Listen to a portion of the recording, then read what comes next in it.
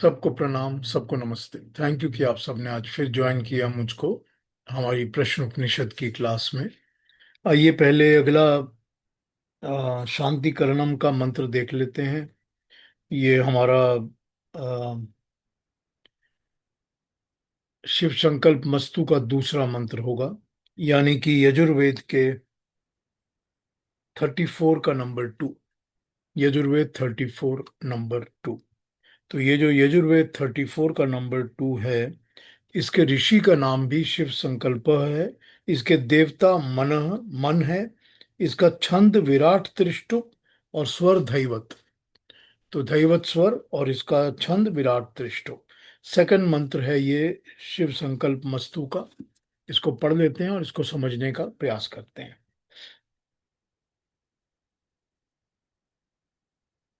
ये मंत्र कहता है, अरे मैंने लाइट ऑन नहीं किया आज, सॉरी।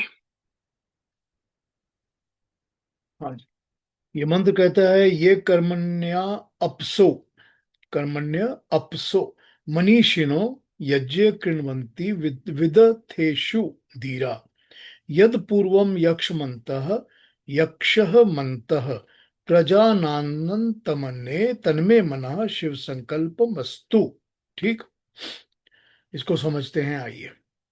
ये जिस नाना समर्थ युक्त मन से अपसह।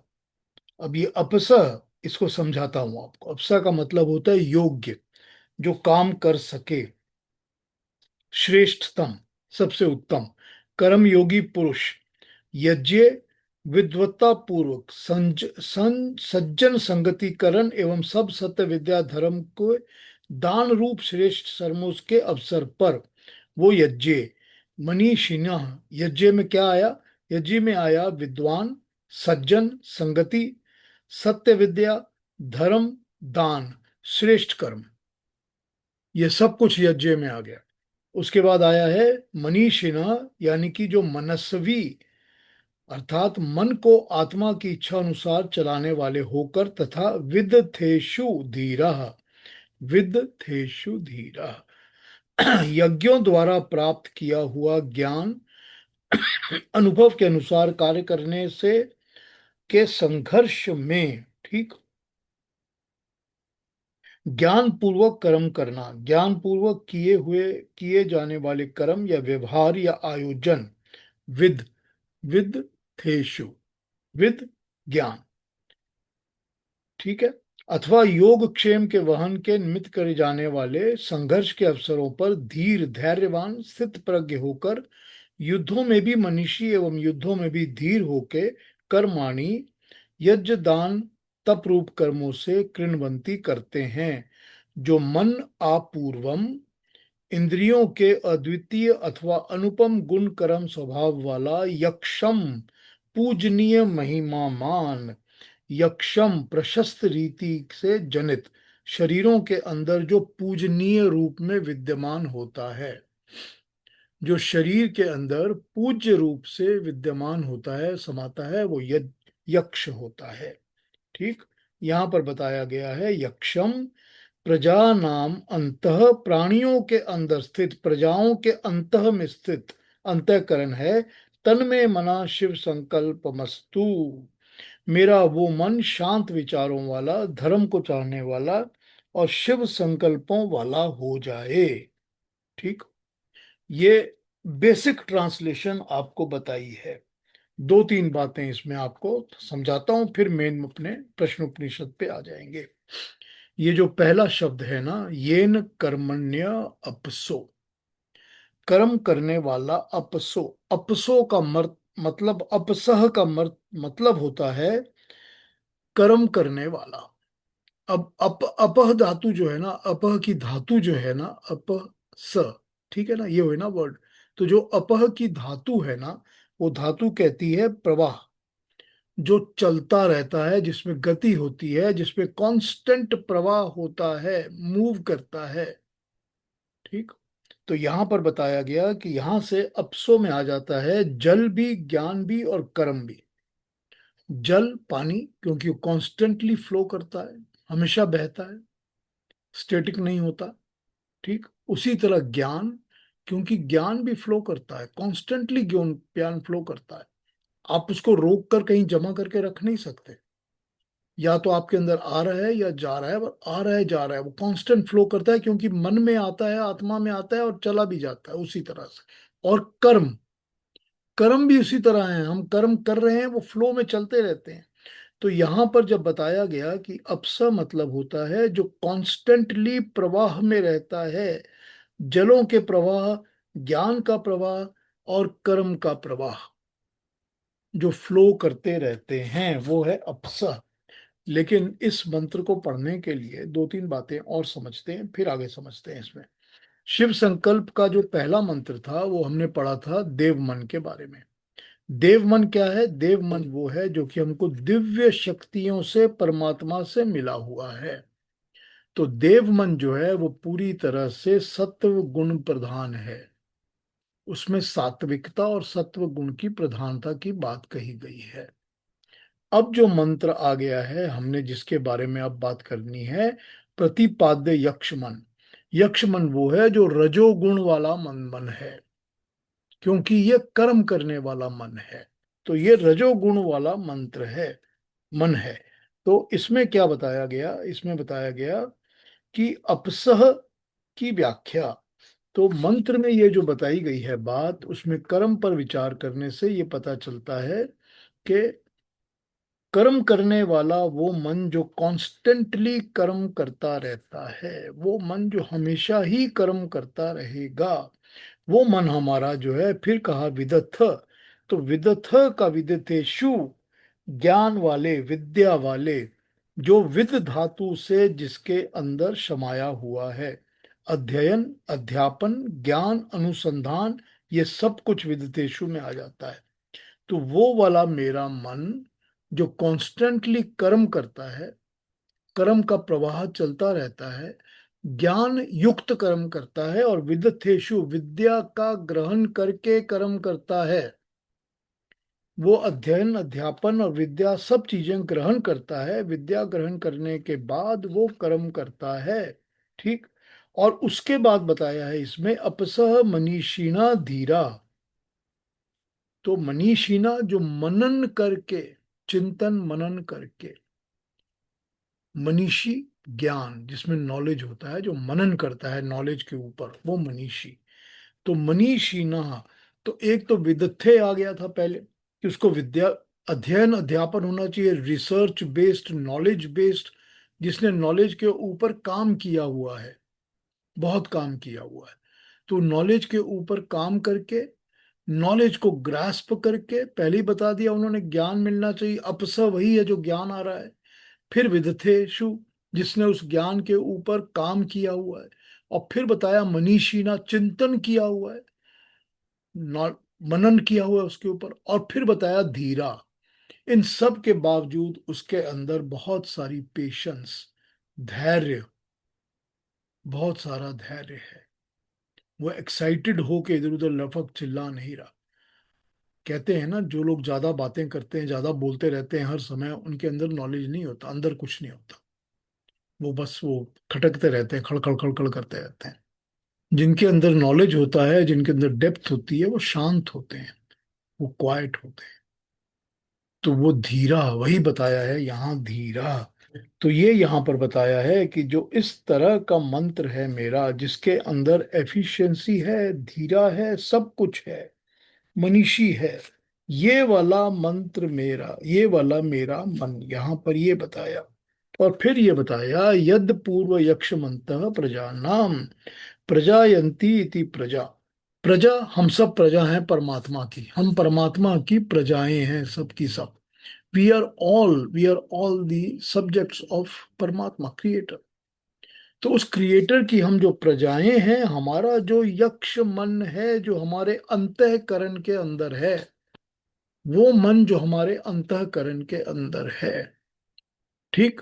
यही लिखा है ना यहाँ पर, प्रजा नाम के अंदर, जो अंतःकरण के अंदर है, वो मन हमारा, यज्ञ मन हमारा, यक्ष मन हमारा, वो मन हमारा शव शिव संकल्प मस्तु वगैरह हो जाए, वाला हो जाए। अब यहाँ पर बड़ी अच्छी बात यह है कि हम ये प्रार्थना तो कर रहे हैं, हमने प्रार्थना पढ़ ली और इस मंत्र को समझ भी लिया, लेकिन यहाँ देखने की बात ये होती है कि हमने पहले शिव संकल्प मस्तु के मंत्र में दिव्य मन की बात की। वो मन जो दिव्य है, जो ज्योतिषाम ज्योतिरेकम है, जो कि सारी इंद्रियों को प्रकाशक करता है, नॉलेज बांटता है और इंद्रियों से नॉलेज को बांट के ले लेता है, वो वाला मन जिसके अंदर परमात्मा ने इतनी शक्ति दी है कि वो इंद्रियों को पावर भी दे सकता है और उनसे पावर ले भी सकता है। लेकिन उस मन के अंदर सात्विकता का होना बहुत जरूरी है। सात्विकता होगी तभी वो मन अच्छा होगा। और सात्विकता के लिए हमने प्रार्थना की कि हे प्रभु, उस मन को शिव संकल्प वाला बनाओ, कि उस मन के अंदर मेरे जो संकल्प होंगे, जो डिटर्मिनेशंस होंगे, जो थॉट्स होंगे, वो कल्याणकारी, अच्छे, शुभ होने चाहिए। अब हम इस दूसरे वाले में कह रहे हैं अपने यक्ष मन के बारे में। यक्ष मन वो है जो परमात्मा ने शरीर के अंदर दिया हुआ है, जो कि पूजनीय है, बहुत ही अच्छा है।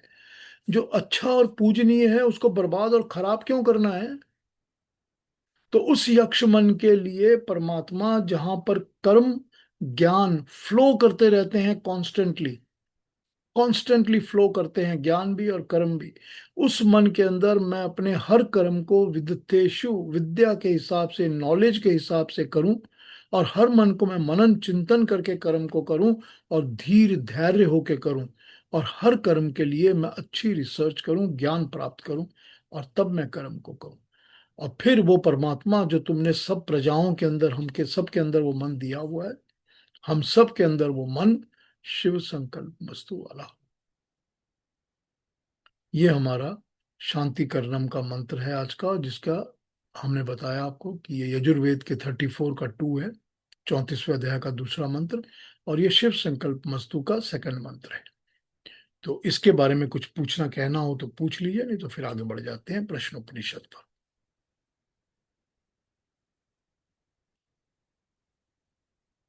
ठीक है, तो आगे बढ़ते हैं। हमने देखा कि प्रश्न उपनिषद के ऊपर जो 5 नंबर का प्रश्न आया, उस 5 नंबर के प्रश्न में का उत्तर देते समय पिपलाद ऋषि ने पहला अपना जवाब जो दिया, उसमें उन्होंने ये बताया कि अपर ब्रह्म और पर ब्रह्म, पर ब्रह्म और अपर ब्रह्म, जो पर ब्रह्म को जानते हैं वो उसकी उपासना करते हैं, वो सारी दुनिया की चीजों से अलग होते हैं, वो सिर्फ ब्रह्म से जुड़ते हैं। और जो अपर ब्रह्म को जाते हैं वो सांसारिक चीजों में रहते हैं, सांसारिक पूजा पाठ करते हैं, सांसारिक चीजों को जानते हैं। लेकिन ये दोनों को जब मिला देते हैं तो दोनों को मिलाने से ही ओंकार बनता है। ओम जो है वो इन दोनों को मिलाने से बनता है, पर ब्रह्म को और अपर ब्रह्म को, ये दोनों को अगर मिला देंगे तभी ओम बनेगा या ओंकार बनेगा। तो ये इन्होंने पहले अपने इसमें बताया कि जो विद्वान पुरुष ओंकार को ही साधन बनाकर पर और अपर दोनों ब्रह्म को पा लेते हैं, उनको सब कुछ प्राप्त हो जाता है। तो ये वही बात हुई कि अपर मतलब होता है जो ज्यादा दूर नहीं है, पर मतलब जो दूर है, परे जिसको कहते हैं बहुत दूर, अपर जो ज्यादा दूर नहीं है। तो जो दूर नहीं है वो हमारे पास है। हमारे पास क्या है? वैसे तो आप ये आर्ग्यूमेंट दे सकते हैं टेक्निकली कि सबसे पास तो हमारा अपना अंदर ही हमारी जीव आत्मा है, हमारी आत्मा है, और हमारी आत्मा के साथ ही तो परमात्मा भी हमारे अंदर बैठा है, तो है तो वो सबसे पास। लेकिन फिर जब हम पास की बात करते हैं, अपर की बात करते हैं, तो हमारे लिए बात हो जाती है सारी की सारी ये क्रिएशन, ये सृष्टि, ये प्रकृति, क्योंकि ये सब कुछ हमारे पास है। पास इसलिए है क्योंकि किसी भी चीज को मैं हाथ लगा सकता हूँ, छू के देख सकता हूँ, फील कर सकता हूँ, देख सकता हूँ, सुन सकता हूँ, सूंघ सकता हूँ। तो ये सब पास की चीजें हैं।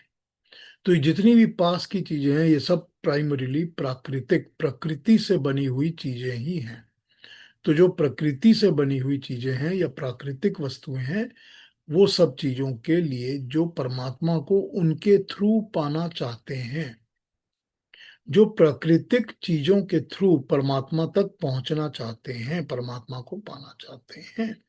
तो मतलब यही है कि रेगुलर की जो हम रिचुअल्स, पूजा पाठ करते हैं, कर्म कांड करते हैं, वो सब हम रिचुअल नेचुरल कर रहे हैं ताकि हम परमात्मा को पा सकें। या हम उसकी भक्ति कर रहे हैं, भक्ति में हम गुणगान कर रहे हैं, या किसी देवता की पूजा कर रहे हैं, वो सब कुछ प्राकृतिक वस्तुओं का के थ्रू हम परमात्मा को पाने का प्रयास कर रहे हैं। इवन यहाँ तक कि अगर हम भी बैठ के कोई भी और दूसरे कर्म कर रहे हैं, मैं किसी गुरु की बात सुन रहा हूँ, किसी और से साथ बैठकर मैं कोई ज्ञान की चर्चा कर रहा हूँ, तो भी तो मैं परमात्मा को पाने की चेष्टा प्राकृतिक तरीके से कर रहा हूँ। लेकिन जो लोग प्राकृतिक वस्तु से ज्ञान प्राप्त कर रहे हैं, वो अपर ब्रह्म को पा लेते हैं, पा समझ जाते हैं, पा जाते हैं। तो ये अपर ब्रह्म और फिर पर ब्रह्म, पर ब्रह्म इन सब से अलग है।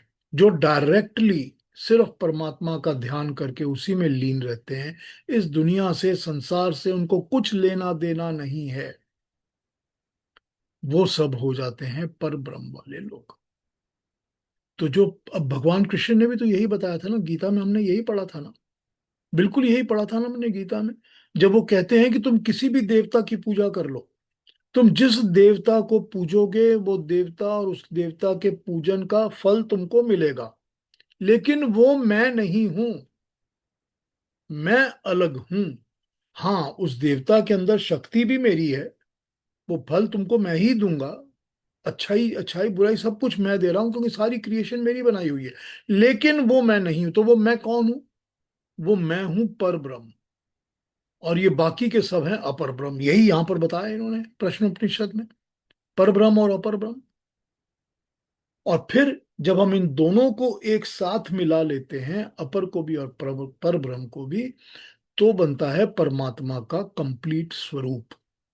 तो ईश्वर को समझना होगा आपको, तो ये समझना होगा कि ना वो है ना ये, क्योंकि वो भी हाफ है, ये भी हाफ है ना हाफ, क्योंकि भाई सारी क्रिएशन भी तो वही चला रहा है ना। तो क्रिएशन में भी तो उसी की पावर है। मेरी आंखों में जो ज्योति है, ये उसी की तो दी हुई है, परमात्मा की तो दी है, जिससे मैं क्रिएशन को देख रहा हूँ, ज्योति को देख रहा हूँ ना। और फिर मैं जब आंखें बंद करता हूं, तो मन के अंदर जो शक्ति है, जो अंदर देखती है, वो भी तो परमात्मा की दी हुई है। ये सभी कुछ तो उसका दिया हुआ है। तो मैं ऐसे तो नहीं कह सकता कि ये परमात्मा है और वो नहीं है।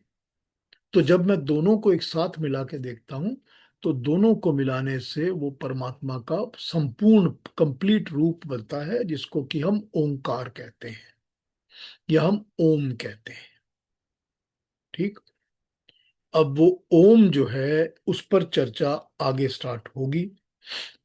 ओम के ऊपर बहुत डिटेल्ड स्टडी की जा सकती है, बहुत डिटेल्ड स्टडी की जा सकती है। मैंने पिछले, अब कई दिन हो गए इसको, मेरे ख्याल से 2011-12 की बात है, कि मैंने एक पूरा 7 दिन का 7 टॉक्स का सेशन किया था सिर्फ ओम के ऊपर, कैलगरी के मंदिर के अंदर, सिर्फ ओम के ऊपर और कुछ नहीं। तो उसके ऊपर ही मैंने कोई 8-9 घंटे बातें की थी और क्वेश्चन आंसर्स लिए थे। तो Om is a very detailed subject, और उस पर हम बहुत बात कर सकते हैं। खैर, लेकिन यहाँ पर ऋषि जो कह रहे हैं, वो ये कह रहे हैं कि ये दोनों को अगर पर को और अपर को मिला लेते हैं, तो वो होता है ओम। ओमकार का मतलब होता है ओम का ध्वनि, ओम का बोलना। जो ओम का साउंड है, उसको ओमकार बोला जाता है। ठीक। तो ये इन्होंने बताया हमको सेकंड वाले अपने मंत्र के अंदर, प्रश्नोपनिषद के 5वें क्वेश्चन पर। आइए अब हम अगले पे आ जाते हैं, नंबर 3 पर। तो नंबर 3 को समझते हैं कि वो क्या बोल रहे हैं ऋषि इसमें। तो 3 नंबर का जो श्लोक है हमारा यहाँ पर, अलका जी उसको पढ़ के सुनाइए, फिर उस पर बात करते हैं। जी। स यद्येकमात्रं विद्यायेत् स तेनैव संवेदि तस्तूर्णमेव जगत्यामपि सम्पद्यते तं ऋचो मनुष्ये लोकमुपनयन्ते स तत्र तपसा ब्रह्मचर्येण श्रद्धया संपन्नो महिमान मनुभवति। थैंक यू अलका जी, बड़ा प्यारा मंत्र है ये, बड़ा प्यारा। आइए इसको समझते हैं कि ये बोल क्या रहे हैं हमारे को, अब आगे क्या समझा रहे हैं। ये हमको बता रहे हैं, पहले मैं आपको इसका अर्थ बता देता हूँ, फिर एक एक वर्ड समझा दूंगा आपको। अगर भक्त पुरुष ओंकार की एक मात्रा का भी ध्यान करे, अर्थात ओंकार में थोड़ा सा भी चित्त लगाए, तो उसे उतने से ही सचेत हो जाता है, उसका आत्मा जाग उठता है और वो संसार में बहुत जल्दी जगत की सुख सामग्री का संपादन कर लेता है। ओंकार की एक मात्रा का ध्यान ऋग्वेद का ज्ञान है। एक मात्रा का ज्ञान अर्थात ऋक ध्यान जैसे मनुष्य लोक में ले जाता है, वहां वो तप ब्रह्मचर्य श्रद्धा से युक्त होकर परमात्मा के महिमा का अनुभव करता है। ये तो है इस मंत्र की ट्रांसलेशन, सीधी स्ट्रेट। ठीक। अब इसके एक एक वर्ड को समझते हैं, फिर मैं आपको इसको समझाता हूं कि बोल क्या रहे हैं। स वह, यदि, अगर, एक मात्रम, एक मात्र वाले ओंकार का एक मात्र भर का, यानी वन थर्ड का भी कुछ कुछ, अभिध्याय या यीत, अभिध्यायीत, ध्यान जप करे, स वह, तेन, उस एक मात्रा वाले ओम के जप से, एव ही संवेदित, ज्ञान, ज्ञानी हुआ, प्राप्त ज्ञान, ज्ञान मिला हुआ, संवेदित, जिसको विद, ज्ञान, सम, मिल गया हो, वो संवेदित, तूर्णमः, शीघ्र ही, एव ही, जगत्याम, जगमशील सृष्टि में, इस सृष्टि में जो कि जंगम है, जो जगत की तरह चलती रहती है हमेशा, अभिसंपद्यते, अभिसंपद्यते, पा लेता है, संपन्न हो जाता है, तम, उस ज्ञानी को, ऋच, ऋग्वेद का ज्ञान, मनुष्य लोकम, मनुष्य लोक का, पृथ्वी को, उपनयनते, पहुंचा देती है, प्राप्त कर लेता है, स वह ज्ञानी, तत्र, वहां, उस मनुष्य जन्म में, तपसह, शरीर साधना में, तप से, ब्रह्मचर्य, ब्रह्मचर्य से, मानसिक साधना, इंद्रिय दमन से, श्रद्धया, सत्य की आस्था, सत्य में धारण करके, संपन्न, समृद्ध और युक्त, महिमानम, महिमा को, बड़प्पन को, प्रतिष्ठा को, अनुभवती, अनुभव करता है। ये क्या कह रहे हैं? ये कह रहे हैं कि जो ओंकार की एक मात्रा, अब इन्होंने एक मात्रा क्यों कहा? वो इसीलिए कहा क्योंकि जो ओंकार का शब्द है, या जिसको हम ओम कहते हैं, उसको हम कहते हैं वोकली स्पोकन तीन मात्राएं। ठीक। मगर उसको फिर कहते हैं, उसकी एक चौथी मात्रा भी होती है। तो तीन मात्राएं क्या होती हैं? तीन मात्राएं होती हैं अ, उ और म। करेक्ट। उसको अगर ग्रामेटिकल लैंग्वेज में कहा जाए तो हम कहेंगे अकार, उकार और मकार।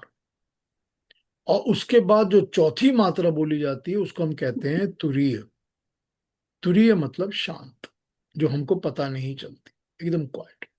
अब ये तीन मात्रा जब अ, उ और म की बताई आपको ओम के लिए, तो यहां पर यही बताया है कि जो इसकी पहली मात्रा को भी जान लेता है। ठीक।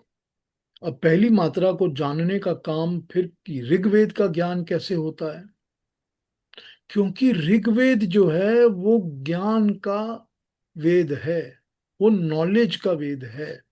किस चीज का नॉलेज है? सारी क्रिएशन का, सारी सृष्टि का, सारी की सारी क्रिएशन और सृष्टि का नॉलेज ऋग्वेद का नॉलेज है। हर चीज का नॉलेज ऋग्वेद के अंदर है। ऋग्वेद ज्ञान की किताब है। इस पूरे सिस्टम की, इस पूरे क्रिएशन का ज्ञान ऋग्वेद में होता है। तो जब हम ये समझ लेते हैं कि उस पर जो अ को जान लेता है, यानी पहली मात्रा को जानता है, उसको ये पूरी क्रिएशन का, ऋग्वेद का ज्ञान हो जाता है।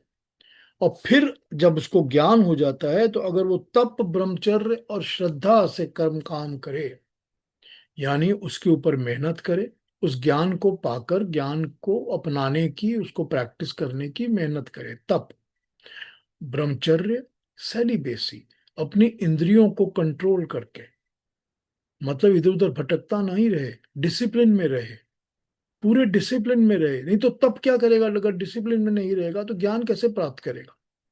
और श्रद्धा, श्रद्धा किस चीज में? जो ज्ञान पाया है, जो परमात्मा जिसका ज्ञान उसको मिला है, वो वैदिक ऋग्वेद का ज्ञान जिसको मिला है, उसकी तरफ उसकी पूरी श्रद्धा होनी चाहिए। श्रद्धा क्या होता है? श्रद्धा शब्द बनता है जो सत्य की धारणा, सत्य को धारण करता है। जो सत्य को धारण करता है वो श्रद्धा है। सत्य को धारण करना श्रद्धा कहलाता है। तो जो तप, ब्रह्मचर्य और श्रद्धा के साथ इन सब ओंकार की पहली एक मात्रा पर ही ज्ञान को प्राप्त करके लगा रहेगा, टिका रहेगा, उसको संसार का सारी सुख, सारे अच्छी चीजें मिल जाएंगी। संसार के गुणों को, संसार की सीक्रेट्स को, संसार की सब बातों को वो प्राप्त कर लेगा, अंदर अंदर समा जाएंगे उसके अंदर, क्योंकि उसके कर्म ज्ञान के अनुरूप होंगे। वो अपने जो कर्म करेगा वो ज्ञान के हिसाब से करेगा। ठीक।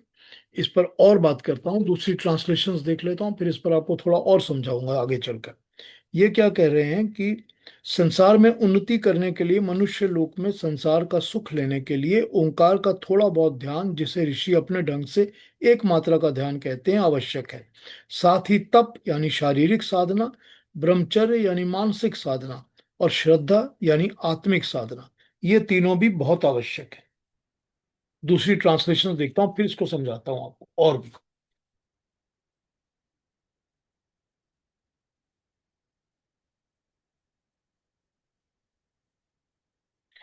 If a person meditates on the one mantra of Om, that is A, he is enlightened or inspired by this one, and he is born on earth.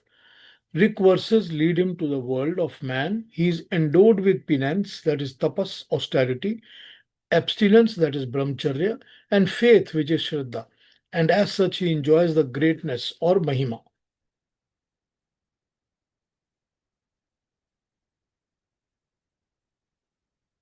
आ जाओ नारायण स्वामी।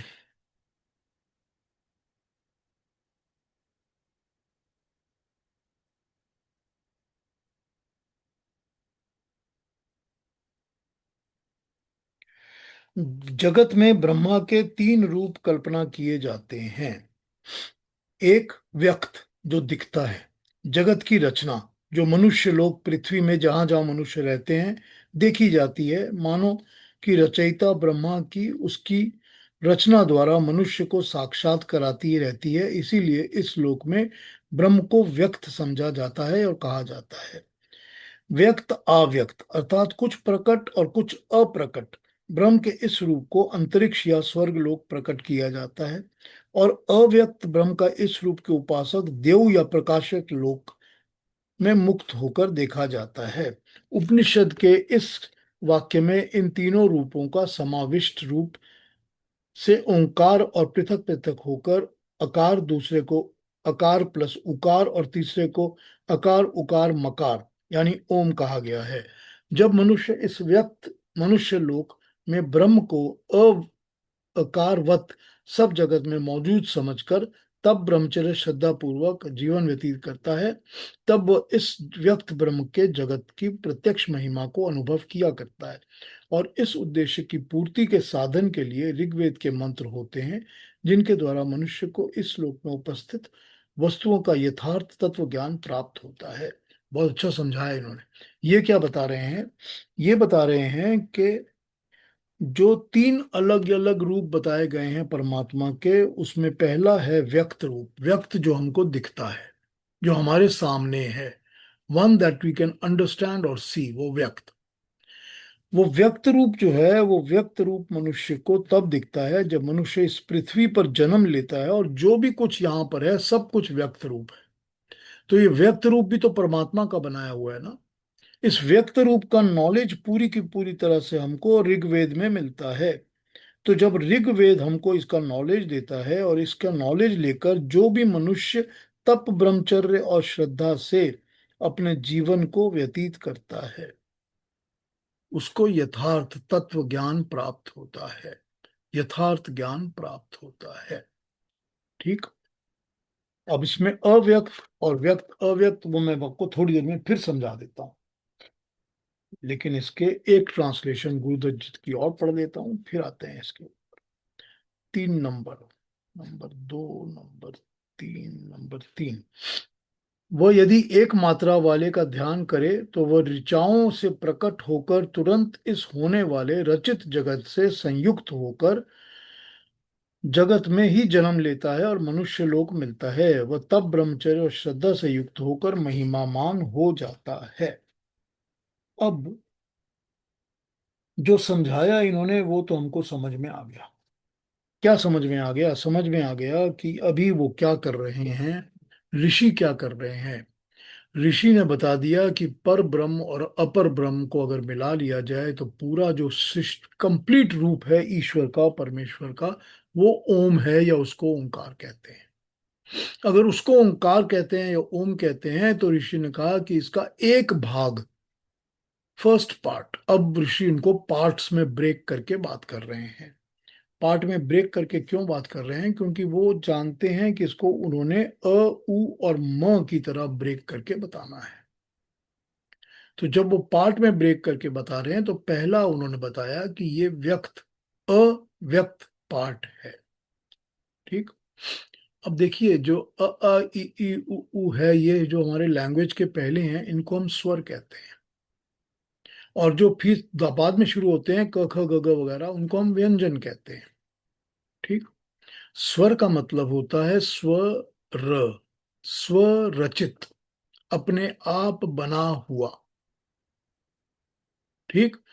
अ अपने आप बना हुआ साउंड है, उसमें कोई दूसरा साउंड मिक्स नहीं होता। करेक्ट। व्यंजन में हर एक में साउंड मिक्स होता है। क्योंकि व्यंजन क्या है, अब आप क नहीं बोल सकते क्योंकि क में अ आ जाता है। आप ड नहीं बोल सकते, ड में आ जाता है अ। र नहीं बोल सकते क्योंकि र के साथ अ मिलाते हो तभी र बनता है। वो व्यंजन होता है जिसको हमको कोई दो साउंड्स को मिक्स करना पड़ता है। ठीक। और स्वर वो होता है जो इंडिपेंडेंटली स्टैंड करता है, यानी कि स्वरचित। ये अ, उ, ये दोनों स्वरचित हैं। तो अ जैसे ये क्रिएशन को परमात्मा ने क्रिएट किया हुआ है, उसी तरह से जो अ है वो परमात्मा की क्रिएशन को रिप्रेजेंट करता है। ये इस परमात्मा की क्रिएशन को रिप्रेजेंट करता है। परमात्मा को किसी की हेल्प की जरूरत नहीं होती इसको बनाने के लिए। He does not need any assistance और हेल्प फ्रॉम एनीबडी, बिकॉज वो सर्वशक्तिमान है, सारी शक्तियां हैं उसके अंदर। तो वो परमात्मा जो कि अ को बनाने वाला है, वो इस क्रिएशन को बनाता है। ठीक। तो इन्होंने बताया कि ये जो पहला स्वर है, उसका पहला मात्रा है उसकी, वो है अ। अव्यक्त जो सामने दिखती है वो है, जो क्रिएटेड है, रचित है, वो दिखती है पूरी की पूरी, ये क्रिएशन। और इस क्रिएशन के बारे में आपको नॉलेज जितना भी चाहिए वो आपको ऋग्वेद में मिल जाएगा। सारा नॉलेज ऋग्वेद में मिलेगा जो सारी क्रिएशन के बारे में बताता है। ठीक हो गई बात? इतनी बात समझ में आ गई? और उसको प्राप्त करने के लिए, नॉलेज को प्राप्त करने के लिए आपको क्या करना है? आपको तप, ब्रह्मचर्य और श्रद्धा करनी है। तप करनी है, मेहनत करनी है, शारीरिक उप, साधना करनी है, शारीरिक साधना। ब्रह्मचर्य मानसिक साधना, मन से आपको कंट्रोल करके रखना है सारा कुछ। और श्रद्धा आत्मिक आध्यात्मिक साधना। ठीक। तीनों चीजें उन्होंने बताई कि इसके साथ ही वो मिलेगा। लेकिन इसके बाद आपको कुछ बातें और बताता हूं यहाँ पर, ये मेरे अपने नोट्स में से हैं। ये कहती हैं, एक मैंने देखा था, निकालूं था, ये शायद 74 में है।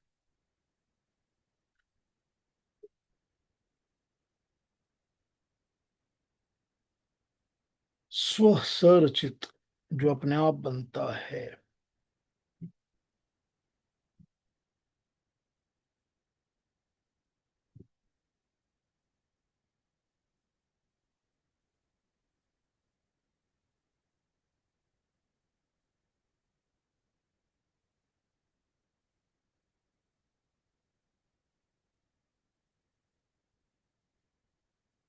अब ये आपको बताऊं एक बात, ये जो तीन वर्ड्स बताए जाते हैं ना, अ, उ और म के, ठीक है? हम जब ओम को समझाते हैं ना, तो हम कहते हैं कि अ जो होता है उसमें आता है अग्नि, विश्व और विराट। अ के अंदर तीन और आते हैं छोटे छोटे पार्ट, यानी उसके थ्री पार्ट्स ऑफ अ। उसको हम कहते हैं अग्नि, विश्व, विराट। अग्नि जो ज्ञान स्वरूप सर्वत्र व्याप्त परमात्मा है, जो सब जगह उसकी फैली हुई एनर्जी है। वो परमात्मा की वो एनर्जी जो सारी जगह फैली हुई है, हर जगह मौजूद है, जो कि हर चीज के अंदर, हर परमाणु के अंदर मौजूद है, वो उसकी अग्नि है, उसका तेज है परमात्मा का। विश्व जिसके अंदर ये पूरा जगत प्रवेश करता है और जो सबके अंदर रहता है। विश्व जिसके अंदर, जहां पर ये पूरी की पूरी क्रिएशन जो बनी हुई है वो उसके अंदर है, और वो इन सब के अंदर रहता है। फिर विराट। विराट मतलब जिसके अंदर जगत के उत्पादन प्रकाशन की शक्ति है, जो ये इस जगत को क्रिएट करता है और इसको एनलाइटन करता है, एनर्जाइज करता है, चलाता है, इसमें सारी रोशनी पावर वो देता है। तो अ के अंदर आते हैं अग्नि, विश्व, विराट। उसी तरह ऊ के अंदर आते हैं हिरण्यगर्भ, तेजस, वायु। और म के अंदर आते हैं ईश्वर, आदित्य, प्राज्ञ। तो उनमें हम फिर बात करेंगे, लेकिन अ में ये तीनों आते हैं, तो ये तीनों की बातें हमने यहां पर देखनी है। अब ये प्रश्न उपनिषद हमको क्या समझा रहा है? ये प्रश्न उपनिषद हमको ये समझा रहा है कि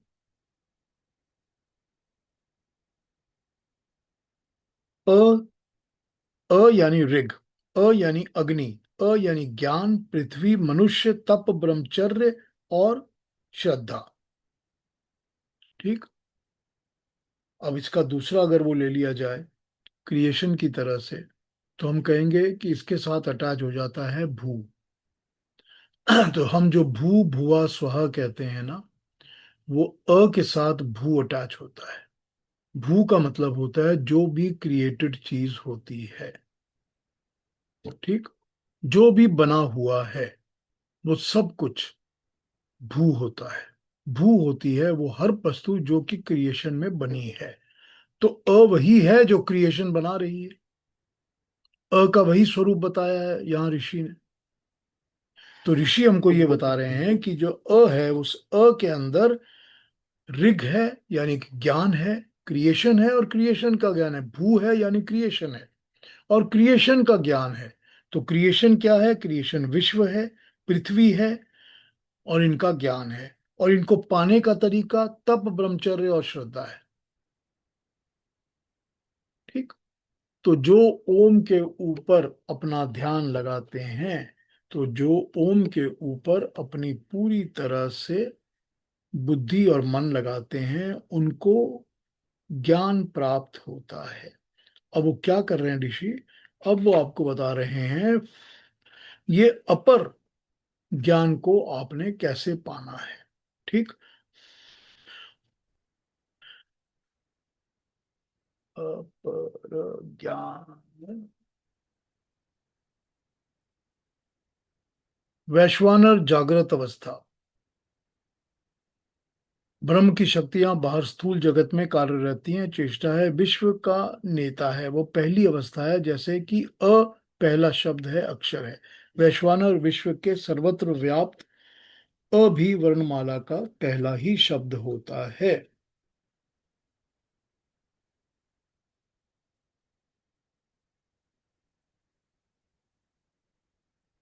तो यहां पर हमने देखा कि ये अभी क्या कर रहे हैं ऋषि, क्या जब अपर और पर की बात कर रहे हैं, तो ये पहले इन्होंने अब आपको परमात्मा के रूप को बताने के लिए, उसके स्वरूप को समझाने के लिए कि ब्रह्म, ब्रह्म क्या होता है, ओम क्या होता है, तो उसको समझाने के लिए इन्होंने पहले अपर और पर बताया।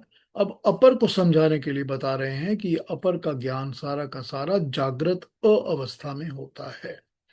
अब उसको ये भी कहा जाता है कि जो ओम के अंदर अ है, वो परमात्मा का अवेकंड, जागृत स्वरूप है, अवेकंड है। अवेकंड क्या होता है? जब ये पूरी की पूरी क्रिएशन बनी हुई है, चल रही है, ईश्वर इसमें काम कर रहा है, दिख रहा है कि वो हो रहा है, कर रहा है सब कुछ, वो अवेकंड है। हम भी उठे हुए होते हैं तो हमको पता है हम उठे हुए हैं, हम काम कर रहे होते हैं, सब देखते हैं हम उठे हुए हैं। वो हमारी जागृत अवेकंड अवस्था होती है। जो ऊ की अवस्था होती है वो इन दोनों के बीच की होती है, दोनों के। जो म की अवस्था होती है वो प्रलय की अवस्था होती है, शांत की अवस्था। उस वक्त कुछ भी नहीं हो रहा, सारी क्रिएशन, सारी प्रकृति शांत हो गई, सब कुछ खत्म हो गया। जब क्रिएशन बनी नहीं है, कुछ भी नहीं है, तो वो म की अवस्था है। तो जब ये दोनों की अवस्थाओं के बीच की अवस्था है, वो ऊ की अवस्था है, यानी उसको इन्होंने कहा कि स्वप्न की अवस्था। ठीक। और म को बताया सुषुप्ति की अवस्था, डीप स्लीप की अवस्था। तो जो है वो क्योंकि जागृत अवस्था है परमात्मा को पाने की, तो वो अपर के हिसाब से वही इसको ऋषि समझा रहे हैं। जैसे उन्होंने अपर समझाया था वैसे ही वो से समझा रहे हैं कि ये परमात्मा का जागृत क्रिएटिव रूप है, जो कि जिसका नॉलेज पूरी क्रिएशन का आपको ऋग्वेद में मिलता है। और ऋग्वेद के नॉलेज को पाने के लिए आपको तप ब्रह्मचर्य करना पड़ेगा, श्रद्धा रखनी पड़ेगी। तो आपको इसका नॉलेज मिल जाएगा, तो आपको परमात्मा का अपर रूप समझ आ जाएगा। ठीक। अब ओंकार को पाने के लिए सिर्फ एक रूप से काम चलेगा नहीं, लेकिन उसका पहला रूप जो है, पहला मंत्र, पहली मात्रा जो है, पहला भाग पाठ जो है, उसको पाकर भी आपको परमात्मा के अपर रूप का ज्ञान मिल जाएगा। ठीक है। समझ में आया क्या समझा रहे हैं वो, ओंकार को किस तरह ब्रेकअप करके क्या बता रहे हैं? तो इस पे कुछ पूछना हो तो पूछ लीजिए, कोई क्वेश्चंस हो, कोई दोबारा समझने की बात हो तो भी पूछ लीजिए, कोई कंफ्यूजन हो तो भी पता कर लीजिए मुझसे, मैं क्लैरिफाई कर दूंगा। हाँ जी। एनीबडी।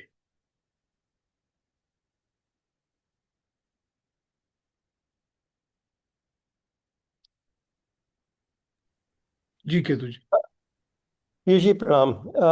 आज हम लोग काफ़ी गहराई में उतरे हैं और इसको हमें समझने में भी थोड़ा सा समय लगेगा, जो कि दिस इज़ माय ओपिनियन।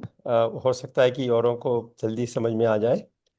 अ, तो अब इसमें जो तीन अवस्थाएं अ उ म, तो इसके बाद आपने एक और बताइए, तुरई। तुरीय। हाँ तुरीय। हाँ तो ये तुरीय किस कहाँ पर ये सेटल होती है इन तीनों चलिए के इसको बीच? इसको ऐसे समझते हैं, इसको ऐसे समझते हैं कि आपने ओम का जाप किया। ठीक हाँ है। जी। तो आप बैठ गए, आराम से बैठ गए, आपने थोड़ा सा प्राणायाम किया, फिर आप ओम का जाप कर रहे हैं। तो आप ओम का जाप कैसे करेंगे? आप बोलेंगे ओम।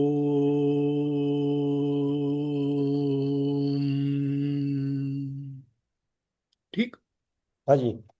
अब आप जब ओम को रास ला के लास्ट में म पे बंद करेंगे, तो थोड़ी देर आप शांत रहेंगे, क्वाइट हाँ रहेंगे, जी। क्योंकि ब्रेन के अंदर वाइब्रेट कर रही है साउंड, है ना। वो जो शांत की अवस्था है उसको तुरीय कहा जाता है। अच्छा अच्छा वो अच्छा। उसकी चौथी मात्रा है कि वो तुरीय है। फिर आप थोड़ी देर के बाद फिर आ जाएंगे के ऊपर, फिर आप बोलेंगे ऐसा दोबारा से ओम, तो आप से शुरू करेंगे, फिर आप आ जाएंगे म पर, और फिर थोड़ी देर शांत हो जाएंगे म के बाद, है ना।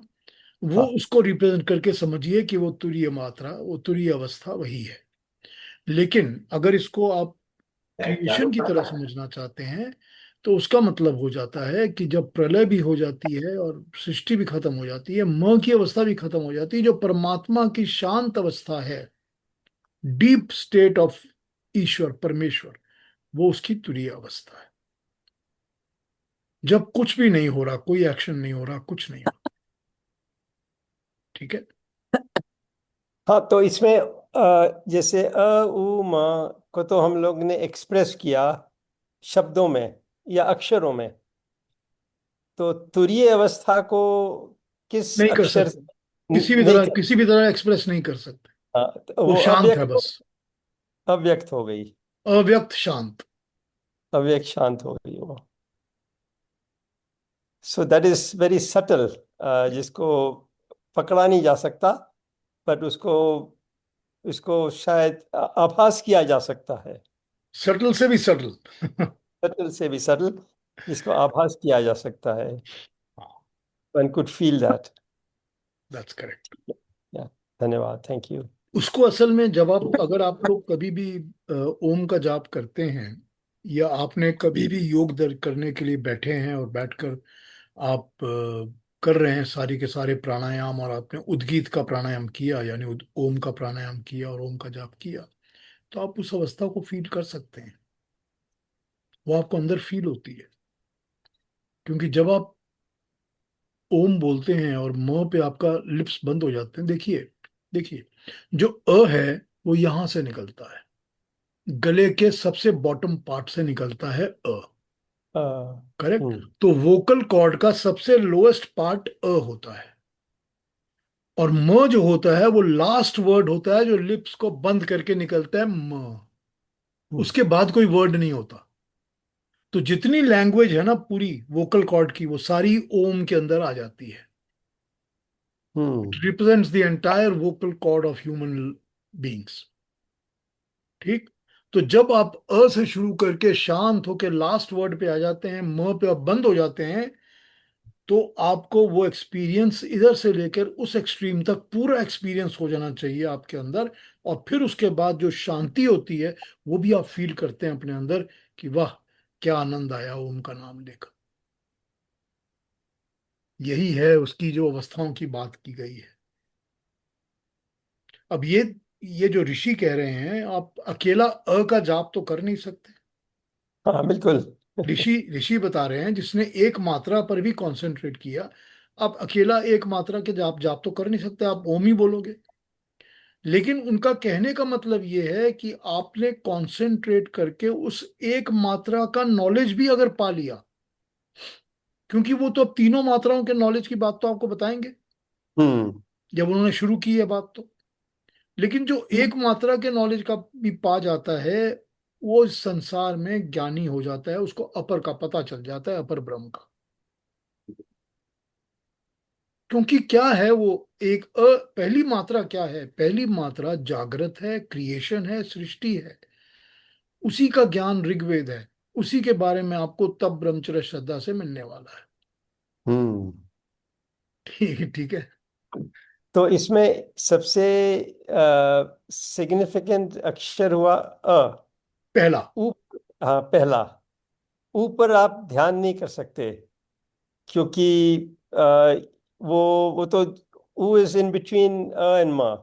ध्यान कर सकते हो तो आप जो जो लंबा खींचते हो ओ को, तो आपने हाँ बोला, तो आप तो यूजुअली बोलते नहीं, आप ओ बोलते हो। तो आपने हाँ, बोला ओम, तो आपने ओ जो खींचा, तो वो वो ऊ का ध्यान हो गया ना। ऊ का ध्यान हो गया। हाँ, अ तो नहीं बोलते हम लोग। यूजुअली बोलते नहीं है। पर आप बोल भी सकते हो, अगर आप चाहो तो आप ओम बोल सकते हो, तो हाँ से बिल्कुल। छोटा शुरू करके ओ पर लगा सकते हो आप। हाँ बिल्कुल कर बिल्कुल। सकते हो। ठीक है ना। और गाने से पहले भी ओम जरूरी करना पड़ता है? अगर ओम ना हो तो सुर बनता नहीं है।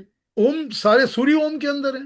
बिल्कुल। सारे तो सुर इसलिए ओम में ओम समा जाते ओम हैं। करने के बाद एकदम सुर बंधा हुआ आता है। हाँ, देखिए, गाने वाली एनी जी बता रही है हमको। बिल्कुल करेक्ट। हाँ रेणु जी, आप क्या पूछेंगी? आपने बताया था कि परब्रह्म और अपर ब्रह्म दोनों मिलकर ओम बनता है। तो फिर जैसे अ रिप्रेजेंट करता है अपर ब्रह्म, तो पर ब्रह्म को क्या रिप्रेजेंट करेगा फिर, मतलब ऊ करेगा या? पर ब्रह्म को म रिप्रेजेंट करेगा, और दोनों के बीच का कनेक्शन ऊ से बनेगा। अच्छा, ठीक है। ठीक है, धन्यवाद। हाँ जी, महेश जी, क्या पूछेंगे? नमस्ते पीयूष जी। नमस्ते। आज का काफी डिटेल था, समझने में थोड़ी देर लगे ऐसा है। दो क्वेश्चंस थे। एक तो कि ओम का ये जो कंपैरिजन किया कि ए शब्द से, तो is that more of a symbolic thing? क्योंकि ओम तो कई जगह पे they consider Om as a syllable itself. उसमें कुछ जैसे हम अ म बोल सकते हैं, उसी तरह से ओम को एक ही गिना जाता है when it is done the right way, कि वो सिलेबल इटसेल्फ रहता है। तो इसलिए उसके पार्ट्स करना, that is more for a symbolic representation की ए होगा वो इनिशियली हमको स्टार्टिंग का जो सबसे लोएस्ट लेवल का रहता है वो रहेगा, एंड देन जैसे आप अभी बता रहे थे कि म के बाद जब शांति लेते हैं तो that's when it goes through the whole thing and says now you have achieved everything, right, the final and the real destination. और दूसरा इसके साथ ये एक क्वेश्चन था कि इज द रिप्रेजेंटेटिव ऑफ अपना वेकिंग स्टेट, कि इट्स लाइक ए भौतिक वेकिंग स्टेट है, फिर जब हम अंदर से ऊ का उच्चार करते हैं and then finally we get to the M, तो it is going through the sleeping, and then म के बाद जब शांति होती है then we are in like the beyond the deep sleep kind of, तो वो भी is that trying to represent that also, कि am I reading too much into it? नहीं नहीं नहीं, देखिए बात यह है कि हम जो ये ब्रेकअप करके समझने की कोशिश कर रहे हैं वो हमारा आध्यात्म नॉलेज है। मतलब ये है कि हम अपने नॉलेज को बढ़ाने के लिए ही ऋषि इसको तोड़ के ब्रेकअप करके हमको समझा रहे हैं। हमको भी उसी तरह समझना है, लेकिन समझने का ये मतलब नहीं है कि हम ब्रेकअप करके ही ब्रेक करके ही अपनी जिंदगी में उसको अपनाएं, क्योंकि हमको उसको अपनाने के लिए तो पूरा ओम शब्द ही अपनाना पड़ेगा। आप ये तो कह नहीं सकते कि आज के बाद मैं सिर्फ करता रहूंगा, that doesn't make any sense, correct. तो ये हमारे समझ हमारे नॉलेज के लिए है, इसको आप प्रैक्टिकली ब्रेकअप का वो मत समझिए कि हम इसके प्रैक्टिकली। अल्टीमेटली देखिए, ओम को पूरा एक कंप्लीट मंत्र कहा जाता है। ओम इटसेल्फ इज अ फुल मंत्र, ठीक, और इसके साथ कुछ जोड़ने की जरूरत नहीं पड़ती। वैसे एनी जी ने बड़ी अच्छी बात बोली है, क्योंकि मुझे याद आ रहा है कि मेरी माँ जो थी वो पूरे ओम को, मतलब वो गाना शुरू करती थी ओम के हिसाब से, और वो सातों के सातों नोट्स वो ओम के अंदर गा के सुना दिया करती थी। सिर्फ ओम, सरगम सा से लेकर नी तक, सारे गामा पाधा नी, पूरा वो ओम में सुना दिया करती थी गा के। और करीब ओम ही गाती रहती थी for the next 3 to 3 minutes, वो सारी सरगम को टच कर करके, क्योंकि सारे नोट्स उसके अंदर आ जाते हैं, सब कुछ उसमें आ जाता है। वो कंप्लीट एक वन कंप्लीट मंत्र, इट्स कंप्लीट। तो उसको भाग करके तोड़कर उसको कुछ और करने की जरूरत नहीं पड़ती है हमारे को। ये सिर्फ हमको समझाया जा रहा है। जैसे मैंने आपको बता दिया अभी कि वो सारे नोट्स, सरगम के सारे नोट्स उसके अंदर हैं। तो ये तो नहीं हो सकता कि आप बोलो नहीं मेरे को तो सिर्फ गंधार समझ में, मैं ग ग ग ग करता रहूंगा, उसी से मेरे को पूरी सरगम आ जाएगी। ये तो होता नहीं ना। आपको समझा दिया गया कि सरगम के अंदर गंधार भी होता है, पंचम भी होता है, मध्यम भी होता है, लेकिन that does not mean that you have to break it and you have to take the knowledge of broken only. You have to take it in complete. तो आप कंप्लीट को समझ रहे हैं, उसके लिए आपको नॉलेज दिया जा रहा है, इस नॉलेज को अडॉप्ट करिए। जो इसका नॉलेज अलग अलग दिया जाएगा आपको कि ओंकार के अंदर क्या है। तो पहले भी तो आपको पर ब्रह्म और अपर ब्रह्म भी तो दो ब्रेकअप करके ही समझाए गए ना। तो वो भी तो समझ में आ गया कि सारी की सारी जो क्रिएशन है, जो बनी हुई है, जो हमको दिखता है सब कुछ, ये अपर ब्रह्म है, ये भी ईश्वर है। हम तो इसमें इन्वॉल्व रहते हैं सारा दिन। आप जैसे ही सुबह उठ के हाथ जोड़ के नमस्ते करते हो, प्रणाम करते हो, प्रभु को एक अगरबत्ती जलाते हो या फूल लेकर आते हो, तो आप अपर ब्रह्म की पूजा कर रहे हो, करेक्ट। लेकिन फिर जब आप अपर ब्रह्म की पूजा करने के लिए अगर आप आंखें बंद करते हो और आपका ध्यान लग जाता है, तो आप पर ब्रह्म की पूजा पे पहुंच जाते हो। अब ये दोनों परमात्मा के रूप ही है ना। हमने आपको समझाने के लिए ब्रेकअप किया, अब वो ब्रेकअप को फर्दर ब्रेकअप करके भी आपको समझा रहे हैं, सिर्फ ज्ञान देने के लिए। ठीक है ना। हाँ, पीयूष जी, थैंक यू महेश जी। हाँ जी इंदिरा बहन। वो ये सब आप बता रहे हैं, पर ब्रह्म, अपर, व्यक्त, अव्यक्त, ऐसे इंडिविजुअली सब समझ में आ जाए, जब आप बोलते हैं तब सब समझ में आता है, पर how does it hold together, वो समझ में नहीं आ रहा मेरे को अभी। देखिए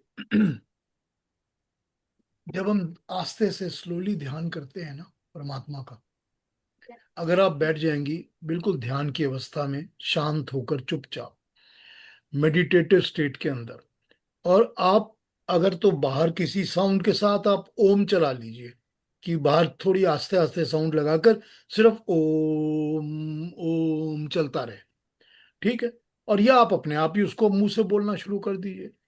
फिर आप जब उसके ऊपर मेडिटेट करना शुरू करेंगी कि जो ओम का साउंड आ रहा है, इस ओम के साउंड में परमात्मा का अ का रूप ये रिप्रेजेंट कर रहा है, ऊ का रूप ये रिप्रेजेंट कर रहा है, मकार ये रिप्रेजेंट कर रहा है, ये सब एक साथ कंसाइज मिलाकर कंप्लीट बनाने से इसको हम ओम समझ रहे हैं, जो मैं सुन रही हूँ, ठीक। तो इस तरह से जब आप इसको समझना शुरू करेंगे, it might take you a few days, because it is not simple. ये अडेप्टिव्स अपने दिमाग के अंदर बैठने में it can take you some days. उसके बाद ये जब समझ आने लगेगा तो पता चलेगा कि ओम में उस परमात्मा का क्या क्या रूप है। अब वो भगवान कृष्ण ने अपना विराट रूप दिखाया ना आपको गीता में, हम्म वो दिखाते हैं छत, ये तो अर्जुन को नहीं समझ में आ रहा, अर्जुन को समझ में नहीं आ रहा, तो क्या करते हैं, वो अपना विराट रूप दिखा देते हैं कि मैं बहुत बड़ा हो सकता हूँ, सब कुछ मेरे अंदर है। ये दुनिया में जो हो रहा है, बादल चल रहे हैं, तूफान चल रहे हैं, सब मेरे अंदर चल रहे हैं, मेरी आंखों के अंदर चल रहे हैं। ये मेरे इतने हाथ हैं, इतने सारे सर हैं, इतना सब कुछ है। जो जिंदा लोग हैं वो सबको मैं निगल रहा हूँ, खा रहा हूँ, सब मेरे पेट में जा रहे हैं। और मैं सब कुछ कर रहा हूँ, मेरे अंदर इतने वेपन्स हैं, इतनी शक्तियां हैं। वो विराट रूप दिखा रहे हैं ना आपको। तो वो भी तो अपना डिसइंटीग्रेट करके समझा रहे हैं, ताकि आपको समझ में आए कि कंप्लीट मेरा क्या है। तो वही कंप्लीट है ना जो हमारे अंदर ईश्वर को समझने का है, कि वो ओम में है क्या, हम कैसे उसको परमात्मा का स्वरूप या परमात्मा का नाम कैसे माने, क्योंकि सभी कुछ उसके अंदर है। इट कंटेन्स एवरीथिंग, उसके बियॉन्ड कुछ है ही नहीं। तो जब दिमाग के अंदर हम उस तरह से इन ब्रेकअप्स को लगा लगा के एक के बाद एक के बाद एक के बाद जोड़ के उसको कंसाइज करके इकट्ठा करके सोचना शुरू करेंगे, तब हमको ओम की एक्चुअल एक्चुअल ताकत या एक्चुअल उसका स्वरूप या एक्चुअल उसका फॉर्म समझ में आने लगेगा हम्म कि ये है ओम। तो it might take a little time, but if you sit in meditation and if you practice it, it will come into you. जी, प्रैक्टिस आ जाएगा आपके अंदर। थैंक यू, समझ में आया। Thank you, thank you. हाँ जी, और कोई प्रश्न, किसी और ने कुछ पूछना है? कितना टाइम है हमारे पास? नहीं, अगला तो फिर कल पकड़ लेंगे, नंबर 4। लेकिन आज कुछ और पूछना हो इसके बारे में, कोई ओम के बाद में पता करना हो तो पूछ लीजिए मेरे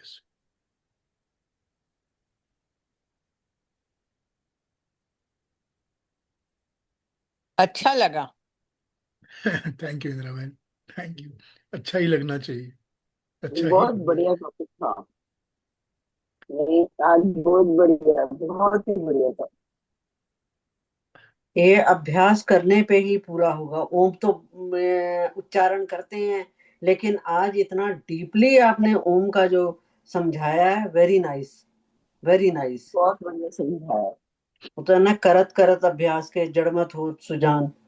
तो हम लोग अभ्यास करने के बिना और कुछ नहीं कर सकते, वही तब तो तक तप, उसको वही पा तो नहीं तप सकते। है, वही तो तप भी है, ब्रह्मचर्य भी है और श्रद्धा भी है। वही तो बताया है ना। हम्म। जब अभ्यास करेंगे तो तप होगा ना, प्रैक्टिस होगी। श्रद्धा, श्रद्धा का आपने मतलब बताया। मतलब आपने जो वर्ड्स बताए हैं, जो जिनके बारे में हम नहीं समझ रहे थे, जाप कर लेने से और समझने से बहुत फर्क पड़ा। बहुत डीप है आज। संगीता जी, कुछ पूछना हो तो आप चैट में पूछ लीजिए। अगर कोई क्वेश्चन हो तो चैट में पूछ लीजिए, मैं आंसर करूंगा।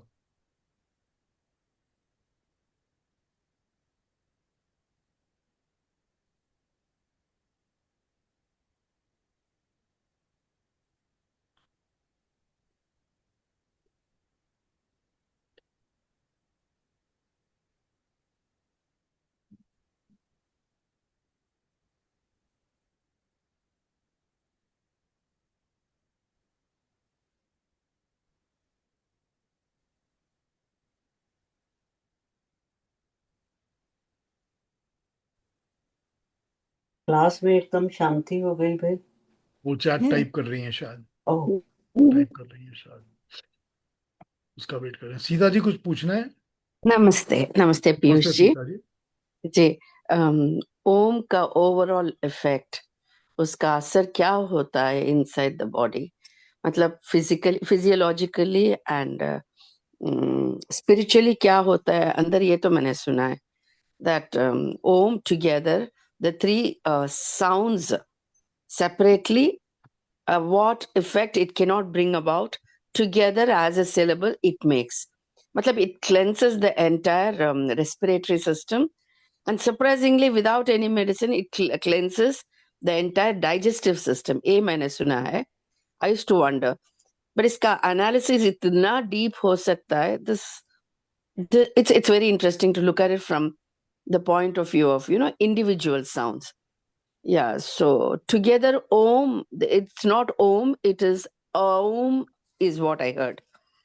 So people pronounce it wrongly sometimes.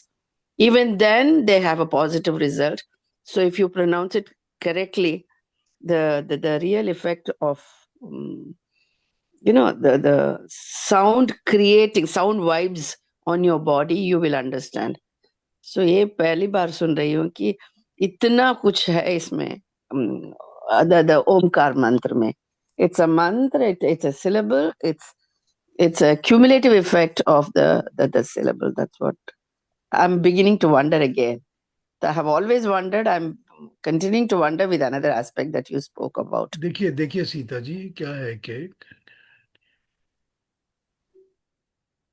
ये सारी क्रिएशन जो है ना, सारी क्रिएशन वाइब्रेशन से बनती है, स्टार्ट होती है और काम करती है.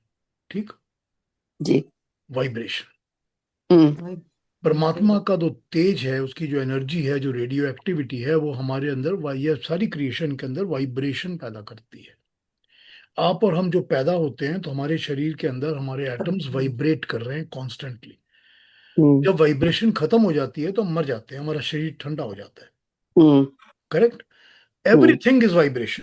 इवन दी मतलब quietest places in the world there is vibration.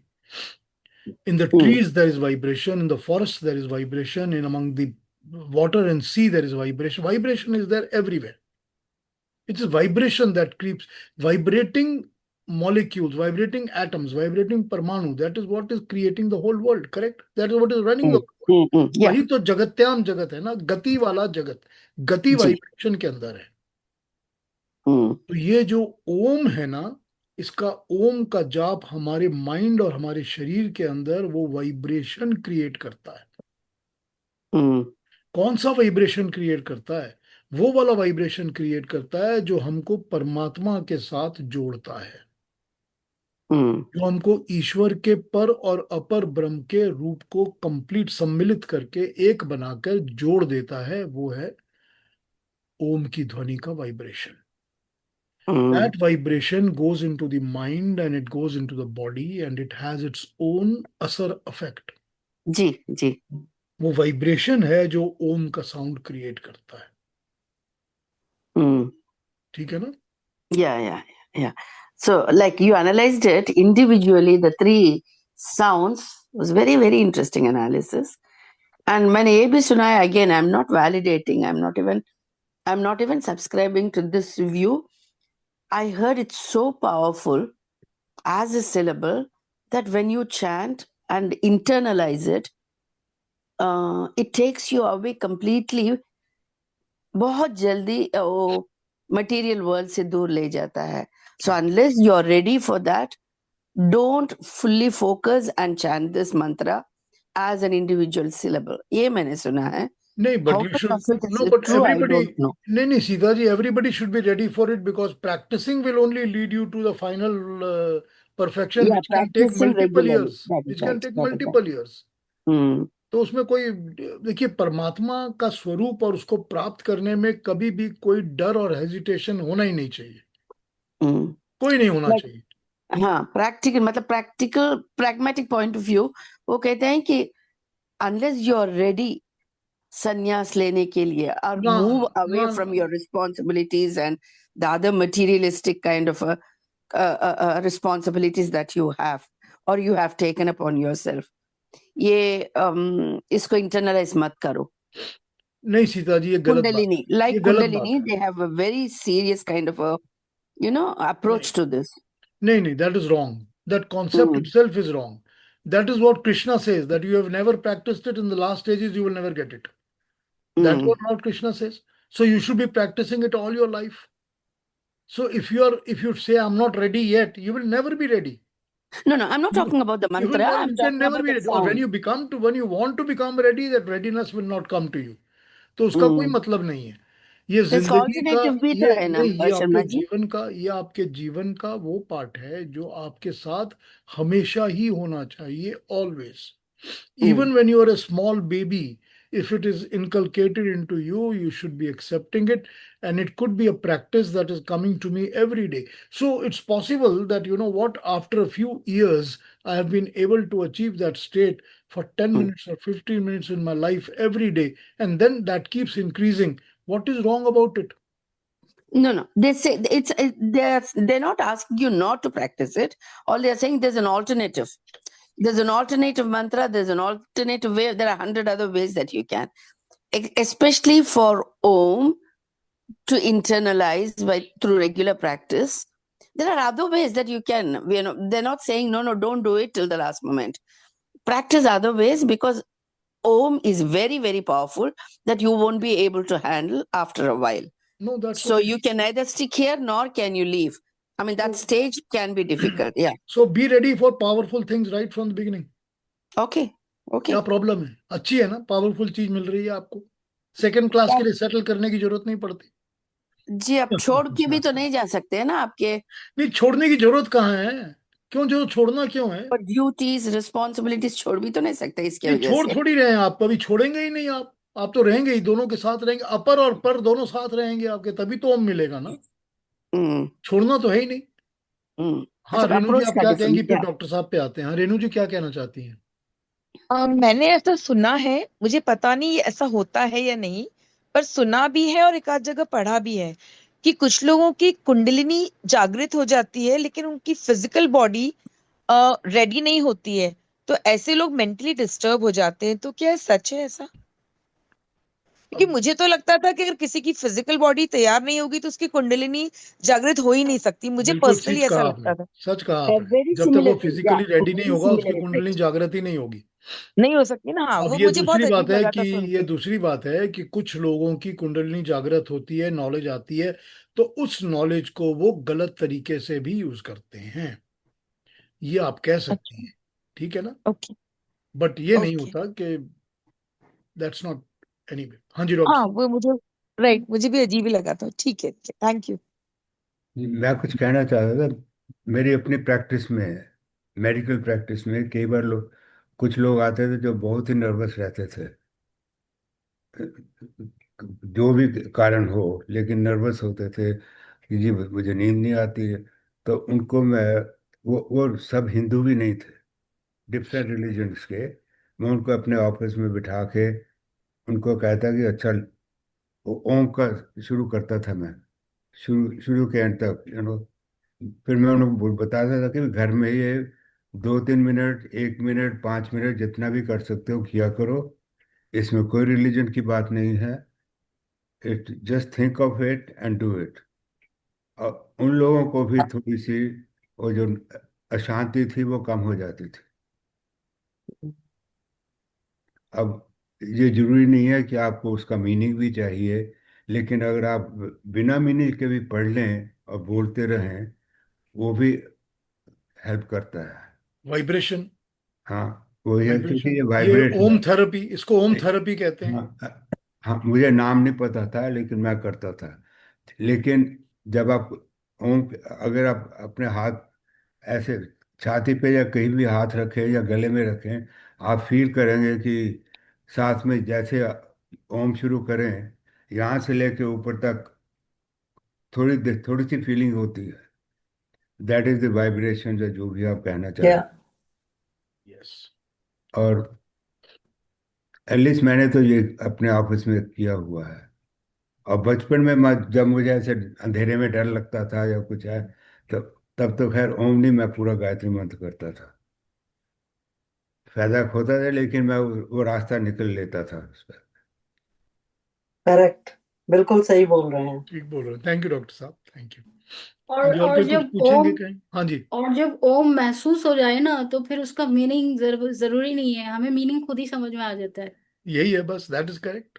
बिल्कुल, वो फीलिंग हो जाती है ना अंदर, फीलिंग से ही सब समझ आ जाता है। हाँ जी, ठीक है, फिर कल मिलें। जी, तो थैंक यू एवरीबॉडी, बहुत अच्छा लगा, आप लोगों ने कंट्रीब्यूट किया, बातें की, थैंक यू वेरी मच। नमस्ते। और नमस्ते। कल फिर और बात करते हैं। कल शायद वो अगले मंत्र में ऊ की बात करेंगे, फिर हम ऊ की बात करेंगे, तो उसके ब्रेकअप की हम बात करेंगे। लेकिन इसको समझने के लिए यही है कि फीलिंग और वाइब्रेशन, इसको समझिए। नमस्ते सब लोग। सबको नमस्ते। नमस्ते, नमस्ते। नमस्ते। नमस्ते।